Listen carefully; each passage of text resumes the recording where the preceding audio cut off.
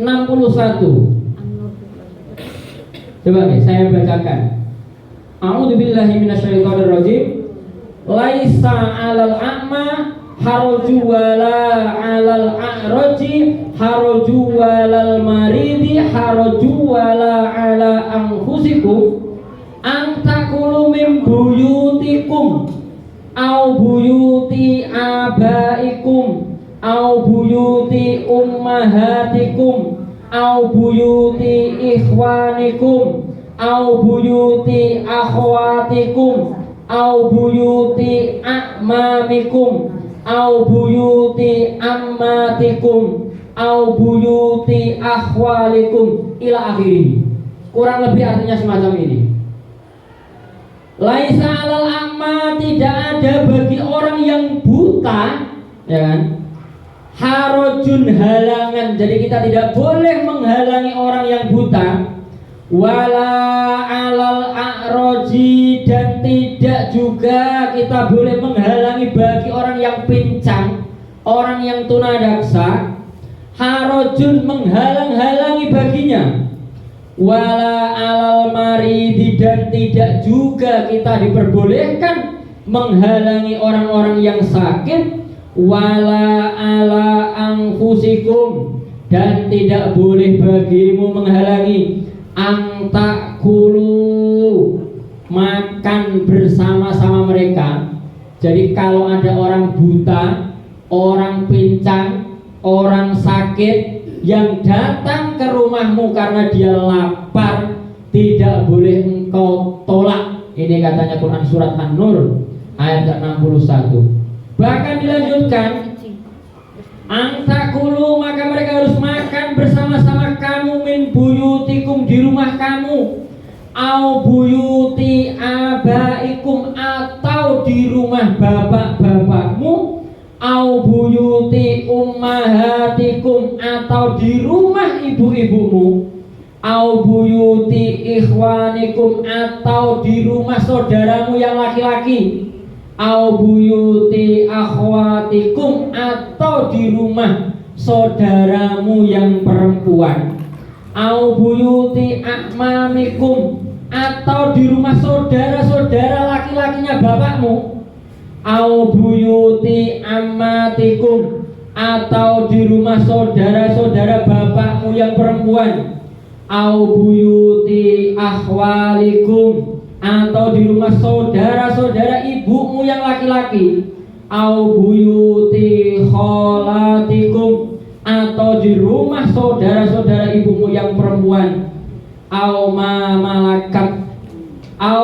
malaktum mafatihahu, atau di rumah yang kamu mempunyai mafatihahu, kuncinya.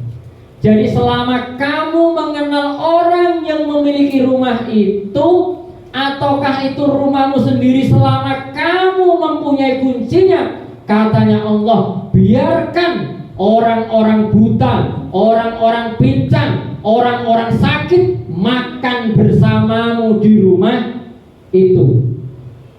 Jadi asbabun nuzul dalam surat ini, dahulu ada seorang laki-laki yang bersama orang buta, orang pincang dan orang sakit, bertandang ke rumah ayahnya, atau rumah saudara laki-lakinya, atau rumah bibinya. Melihat itu, beberapa orang yang lemah ekonominya merasa keberatan dan mengatakan bahwa orang-orang itu dibawa ke rumah orang lain saja. Lalu turunlah ayat ini, karena ada yang mereka merasa jijik ketika didatangi. Coba bayangkan, ya kan? Didatangi orang buta, jadi nggak pernah ketemu sama dia. Dia kalau butanya dianya tidak sebenarnya bisa melihat tuh. Kalau dia yang datang ternyata beleke wakeh. Saya punya teman itu, Bu, ya. Dulu saya ketika S2 itu, penelitian saya waktu mau lulus itu penyesuaian diri mahasiswa penyandang disabilitas di perguruan tinggi. Saya itu harus meneliti dua orang yang berbeda, orang buta sama orang tuli. Orang tuli dua, orang buta dua. Buta yang sejak lahir sama buta ketika sudah dewasa. Nah, yang buta sejak lahir yang saya teliti ini, Bu, dia itu nggak punya bola mata. Jadi bola matanya dia itu nggak ada, atau apa ya, bolong lah. matanya ini Bu, kalau nggak ada bola matanya, kalau dia nanti nempel, otaknya dia itu nanti akan rusak karena matanya ini anjlok. Jadi dia itu kayak punya marmer sado nekeran gembulu, nekeran yang besar tuh Bu, tapi separuh. Itu bahannya kayak marmer gitu. Itu dilebokkan di matanya gitu. Dan itu biasa. Kalau nggak ada itunya, nggak dijanggel itu, nggak diganjeli, ya kan? Ini nanti katanya dia atasnya ini turun, terus otaknya nanti kalau nempel ini bisa infeksi. Jadi harus diganjel. Nauzubillah. Itu yang pertama. Tidak semuanya. Kalau yang kedua ini agak bagus dia. Kalau yang kedua ini dia tapi, nah secara emosional dia tidak terkendali. Dia itu kelas 2 SMP baru buta. Ketua OSIS, jadi pemimpin upacara. Jadi upacara menghadap ke barat, katanya sini kepala sekolahnya. Waktu kepala sekolahnya turun dari mimbar, dia balik kanan langsung kena sinar matahari seretan, seret gitu. Langsung semuanya katanya orang di depannya ini hanya kelihatan separuh, sini ke sini, yang sini ke atas sudah gak kelihatan. Habis itu dia merasa pusing, pingsan. Jadi upacara belum selesai dia pingsan. Dibawa ke puskesmas, siuman, bangun dari pingsan tadi, bangun dari siuman, dia tidak bisa melihat dunia ini lagi. Jadi dia agak keguncang, emosinya gitu, dia belum stabil, shock. Nah ini repotnya. Jadi itu sudah pernah saya teliti. Bagaimana anak ya yang dalam keadaan dia jauh lebih mengerikan, tapi sejak lahir penerimaannya dia jauh lebih mudah bisa menerima. Tapi kalau dia dewasa baru buta, ya kan? Ini jauh lebih tidak bisa menerima. Nah coba bayangkan, mereka yang seperti itu saja Bu sudah keberatan membawa dirinya, bagaimana orang kalau menolak? Makanya jadi Allah dalam surat An-Nur, kita tidak boleh menolak mereka ketika mereka meminta makan kepada kita. Lanjut. Nah, terlebih tidak boleh diskriminasi, ya kan? Yang berdasarkan kesombongan dan jauh dari akhlakul karimah, katanya Nabi. Allah berfirman dalam Quran surat Abasa, A'udzubillahi minasyaitonirrajim, bismillahirrahmanirrahim. Ini sampai ayat ke-11. Abasa wa tawalla, dia berwajah masam dan berpaling. Siapa dia yang dimaksud Allah? Siapa dia? Siapa dia? Muhammad. Coba bayangkan, Nabi Muhammad itu abasa wa tawalla, wajahnya masam dan berpaling. Anja'ahul a'ma, karena seseorang yang buta ini sedang mendatangi Nabi. Coba bayangkan, ada orang buta mendatangi Nabi, dan Nabi wajahnya masam serta berpaling, acuh tak acuh, gak patek diberatek sama Nabi. Terus kemudian wa ma yudrika la'allahu yazakka, wa ma yudrika, dan tahukah engkau Muhammad, la'allahu, barangkali dia, yazakka, ingin mensucikan dirinya Muhammad, au yazakkaru, atau dia mungkin ingin mendapatkan pengajaran, fatang fa'ahud dzikra, yang memberi manfaat kepada orang buta itu. Amma manistaghna, adapun orang-orang yang merasa cukup, yaitu para pembesar Quraisy. Jadi kenapa Nabi pada waktu itu berpaling? Kenapa Nabi pada waktu itu bermuka masam? Nabi itu sedang ketemu sama pemimpin-pemimpinnya kaum kafir Quraisy. Didatangi orang buta, Nabi berpaling. Kemudian lanjut ayat itu, fa'antalahu tasodda, maka engkau Muhammad, kepadanya kamu harus memberi peringatan, memberi perhatian.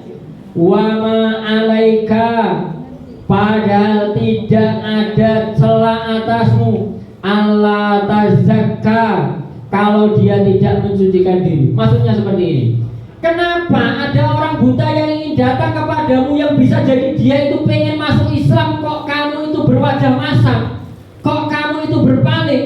Sedangkan jelas-jelas para pembesar kaum kafir Quraisy yang tidak ingin masuk Islam, kok malah kamu perhatikan wahai Muhammad.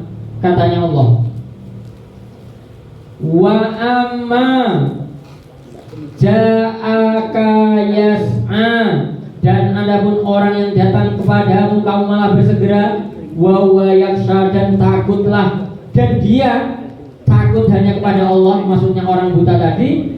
Fa'anta anhu talaha, engkau Muhammad malah mengabaikan orang buta yang datang kepadamu tadi. Kalla innaha tadhkirah, jangan begitu Muhammad, sungguh ajaran itu adalah suatu peringatan kepadamu, katanya Allah kepada Nabi Muhammad. Akhirnya karena Nabi Muhammad berpaling ketika melihat orang buta, terus kemudian turun ayat ini. Nabi Muhammad ketika ketemu orang itu, dia selalu berkata, marhaban biman atabani fihi rabbi, selamat berjumpa wahai orang yang karenamu aku ini diberi peringatan oleh Tuhanku berupa Quran surat Abasa wa Tawalla. Sejak saat ini Nabi Muhammad SAW tidak pernah berpaling kepada para penyandang disabilitas. Hanya karena orang buta yang datang kepada Nabi, yang Nabi berpaling kepadanya, tapi justru Allah memberikan peringatan kepada Nabi Muhammad. Kamu lupa Muhammad, para pembesar kafir Quraisy tidak mau masuk Islam, tapi kamu memperhatikan. Yang ini datang kepadamu tapi dia pengen mendapatkan hidayah, justru kamu tidak memperhatikan. Akhirnya karena merasa bersalahnya itu, Nabi Muhammad ketika ketemu si buta ini, marhaban biman atabani fihi rabbi, selamat berjumpa wahai orang yang karenanya aku telah diberi peringatan oleh Tuhanku. Ini janji Allah, pesannya Nabi kepada kita semuanya, bahwa kita harus hidup inklusif, menyatu bersama para penyandang disabilitas, kepada para orang buta, orang tuli, orang bisu, orang idiot, orang cacat, orang autis, dan lain sebagainya. Tidak boleh kita membiarkan mereka begitu saja. Kita harus hidup berdampingan, menyatakan bahwa mereka itu juga makhluk Allah. Kembali ke pasal pertama tadi, wa ma khalaqtul jinna wal insa illa liya'budun. Perintahnya Allah yang diberikan kepada hambanya tidak dikhususkan kepada manusia-manusia yang normal saja. Manusia yang enggak normal juga diperintahkan untuk beribadah. Dan ingat bahwa ibadah ada dua, ibadah mahdoh dan ghairu mahdoh. Percuma sholat jengkang-jengking, katanya Nabi. Ya, kalau ibadah ghairu mahdohnya itu tidak kamu perhatikan. Jangan yang dibaca itu hanya ayat, ya kan, awwalu ma yuhasabu bihil abdu yaumal qiyamati as-sholat, ya kan. Yang pertama dihisab oleh Allah nanti itu adalah sholat. Awwalu ma yuhasabu, awalnya penghisaban, bil abdu kepada hambanya, yaumal qiyamati, di hari kiamat, as-sholat itu adalah sholat. Jangan berhenti di situ, baca hadisnya. Ada lanjutannya, fa in soluhat soluhasairu amalihi, wa in fasadat fasadasairu amalihi. Barang siapa yang menganggap baik sholatnya, harusnya seluruh amalnya itu juga akan baik. Dan apabila buruk sholatnya, maka niscaya semua amalnya itu juga akan buruk. Wa in soluhat soluhasairu amalihi, wa in fasadat fasadasairu amalihi.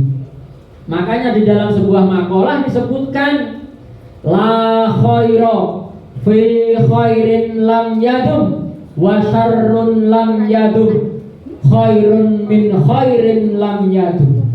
Tidak baik sebuah kebaikan, Anda melakukan kebaikan tapi tidak dilanjutkan, tidak istiqomah, dan kejelekan yang tidak dilanjutkan jauh lebih baik daripada kebaikan yang tidak dilanjutkan. Jadi preman pensiun tobat luwih apik daripada ahli sholat terus kemudian pensiun gak istiqomah. Karena yang berat itu istiqomah. Ada istiqomah di sini? Gak ada ya. Biasanya saya jenis istiqomah soalnya lemu makanya abot. Yang berat itu istiqomah, yang ringan itu istirahat itu ringan Bu. Nah, itu yang perlu kita perhatikan bersama-sama. Kemudian terakhir ini, dalam hadis ini Daud juga meriwayatkan, Tirmidzi juga meriwayatkan. Qala Rasulullah sallallahu alaihi wasallam, anna rajula la yakuna lahu darajatu indallahi.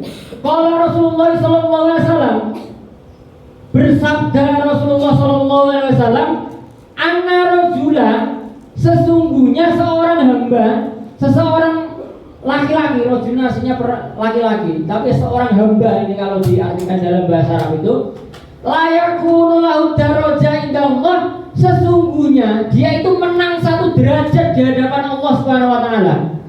La yablugha bi amalin, yang tidak bisa dicapainya dengan amalnya, hatta yubtala bi balain, ya kan? Sampai ia diuji dengan sebuah ujian, dengan sebuah bala, fi jismihi, di dalam badannya. Maksudnya dia itu di badannya itu ada bala, ada ujian. Entah badannya itu dia kemudian buta, kemudian dia cacat, kemudian tuli dan sebagainya. Fayablugha bidalik, lalu dengan ujian itu dia bisa mencapai derajat tersebut. Jadi mereka itu sudah menang satu tingkat dibandingkan kita. Itu kenapa kita tidak boleh mensia-siakan para penyandang disabilitas. Nah, itu ibu-ibu sekalian. Masih ada satu lagi. Dalam firman Allah ini diriwayatkan Tirmidzi, yaqulullahu azza wa jalla, man adhabtu habibataihi fasobara wahtasabalam ardolahu sawabattunal jannah.